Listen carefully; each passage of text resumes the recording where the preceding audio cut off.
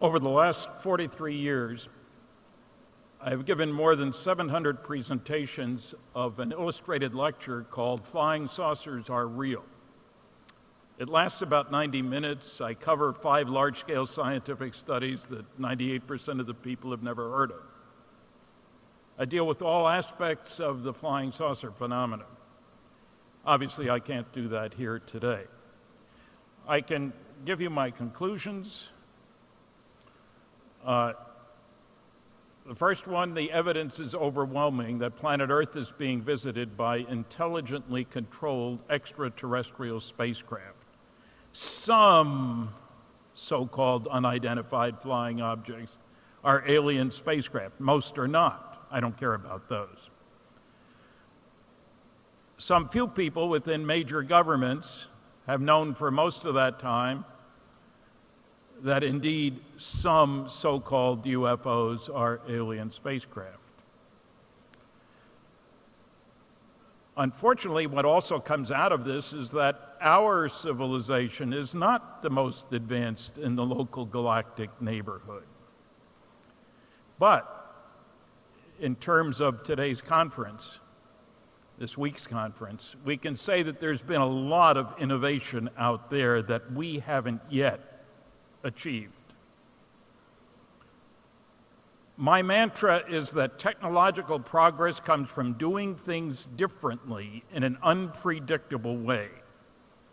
The future is not an extrapolation of the past. There is a need for change.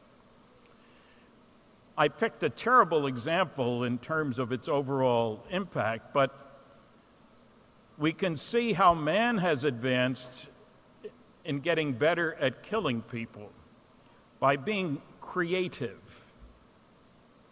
During World War II, a big bomb was a 10-ton blockbuster. Took a big B-29 to carry it. Did a lot of damage when it was dropped.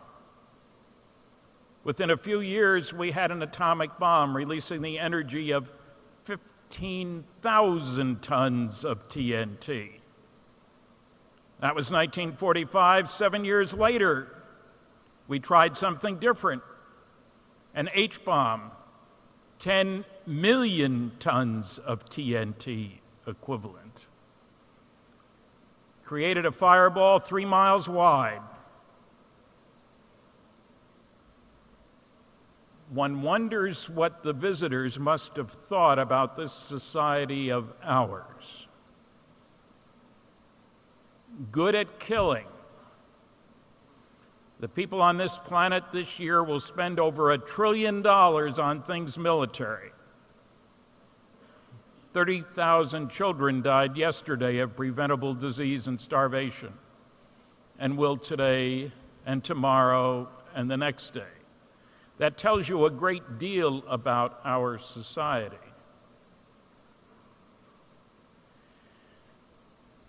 You don't have to look far to see how progress comes from doing things differently. The Apollo command module hits the atmosphere at 25,000 miles an hour. It's round and it's blunt, much more like a flying saucer than like a high-speed airplane should be, we thought. A different approach to propulsion involves magneto-aerodynamics. I did a literature search of government reports back in 1970. There were 900, 90% were classified. Somebody is interested in magneto-aerodynamics. I worked on nuclear rocket engines. You'll see a picture of one in a moment. The biggest one, about this big in diameter, power level was 4,400 megawatts. That's twice the power of Grand Coulee Dam. That was tested before 1970, mind you. The nuclear world, navies have submarines that can go for years without refueling. A nuclear-powered aircraft carrier can go for 18 years without refueling. Now, I worked on fusion rockets. They're exciting. You can kick particles out the back end that have 10 million times as much energy per particle as you can get in a conventional chemical rocket. Progress comes from doing things differently. There's a picture of an H-bomb on the left. There are some of the equations on the right. There are a number of different fusion equations. If you use the right stuff in the right way, you can kick particles out the back end with 10 million times as much energy per particle as in a chemical rocket. Every advanced civilization will know about fusion. Why? Because that's how the stars work. And they seem to be working all over the place out there. I said some people know more than others and aren't telling us. It took me 5 years to get these two examples of CIA UFO documents. You can read 8 words per page. There are thousands of documents that haven't been released.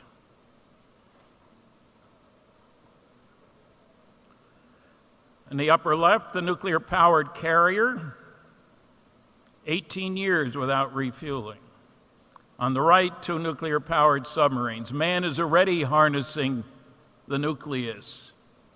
Somebody a little more advanced than we are, say 100,000 years, is going to go way beyond that.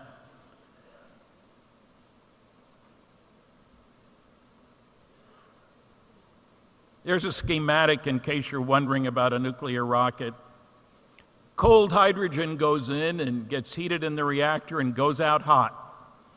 And the one on the right is one of these. That's one of the Phoebus systems. It was safely tested out not far from Area 51 in the Nevada desert. These are real, not imaginary.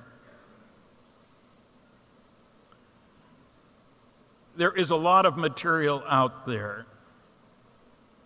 There's a lot of scientific material. There's a lot of junk out there about UFOs. Do look at the scientific material. There's a great deal to be learned. And let me give you one little thought. The most likely place that some of our visitors are originating from, one of 2 stars that are only 39 light years from here. That's just down the street. But these 2 sun-like stars are only an 1/8 of a light year apart. They're 30 times closer to each other than the sun is to the next star over.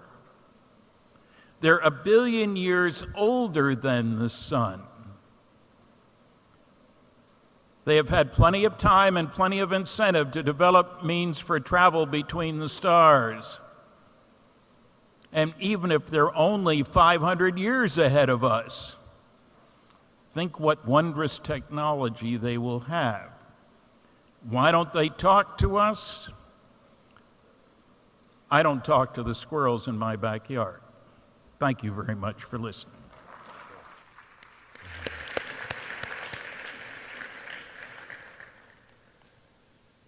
Stanton, I had just a quick follow-up question for you. In the pre-discussion, you had mentioned a particular organization that you felt was one of the most responsible collectors of reporting. Yes. What is that organization? There is an organization called the Mutual UFO Network. It's headquartered in Colorado in the United States. It's been around for 41 years, has an annual symposium with papers by scientists. Last month, they posted something like 500 reports of UFO sightings.